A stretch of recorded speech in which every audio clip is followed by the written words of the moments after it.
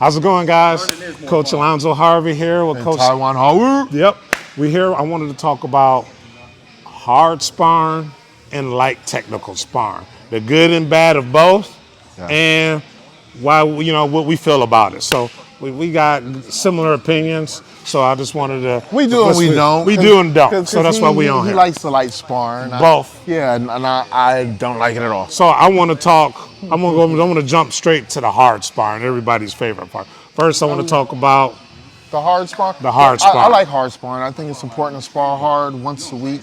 I think if you do it more than that, your body's recovering. Too many injuries can happen, what have you not. But I think the hard sparring simulates what's going to actually happen in a fight or in a street situation in self-defense. That's why I'm an advocate for it. And also you get that adrenaline rush. Nobody should be taking it personal because everybody should be there for growth. That's the hard part, right. I think, a lot. Yeah, people taking it personal. And you shouldn't be holding back and well, you should hold back if you're punching them in the head. But if you're hitting them in the body or in the legs and you grounding and pounding, you should let them have it. Let's just see what it feels like. If the cage or the boxing ring and competition as an amateur or pro shouldn't be the first time you're experiencing some heat.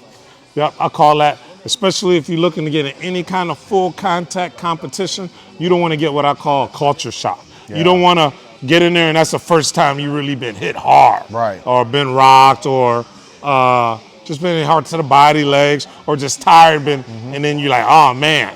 So because it throws you in a panic mode. You panic, next thing you know, you're turning away from it, you're shying from the contact, you get knocked out. You're gonna get knocked out anyway, and now you lost the fight. But the competition was the first time you experienced that level of intensity in combat. That shouldn't be the case. You should experience it in practice. But some people feel that like sparring lightly, you can spar every day. Every day. You can like play tit for tit, tat for tat, or touch, tag, and not hit each other hard and develop a sense of timing and rhythm, But I think when you leave out the key ingredient of power, or the realistic ingredient of danger. This is what I was about to say. You know what I'm saying? Then you have a false sense of security. There we go. You're going to go out there and it's going to be this way and that way. And then you get tagged with something like, damn, I didn't experience that in practice.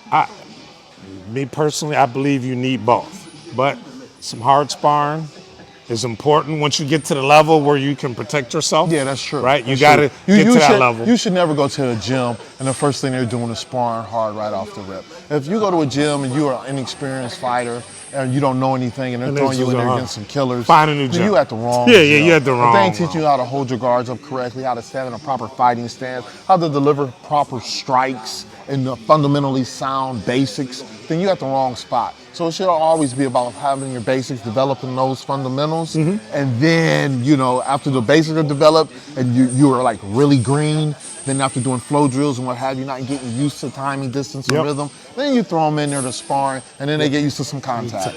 Yep, and I believe you need both. Me personally, if you really, once you get to a certain level, right, and you want to be like, I want to be able to defend myself realistically, like Bruce Lee would say, right? Yeah. And be able to flow.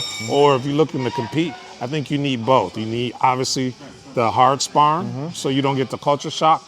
Also, too, you don't always, like Coach Taiwan said, he said once a week. You don't want, I believe, if all you're doing is hard sparring 2-3 times a week. You're always broken down. Yeah, you're going to tear your body down. All kinds of injuries. You're never going to make an improvement. Because you're either throwing horrible techniques super hard because you're just in survival mode, And so we can go on and on about this because I have a big opinion about like hard sparring as opposed to light sparring and flow drills and a certain recipe for developing combat athletes. But so we believe that if you in boxing, kickboxing, Muay Thai, or MMA, we personally believe you need both. I think they're both ingredients to to the success. Yeah. That's the ingredients to the recipe, right? You can't just take, you know what I mean? One is just in a part of the ingredient. You need all of it together. Yeah. So to make the souffle.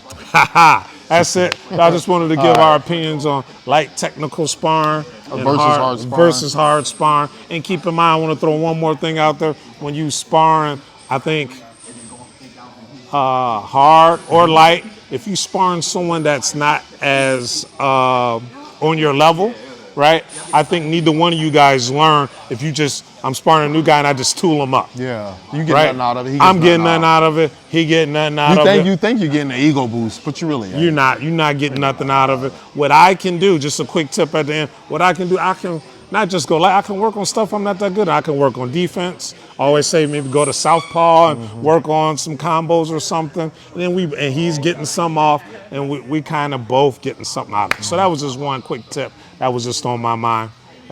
Coach Alonzo Harvey, Taiwan Hart, we out. Peace. Peace.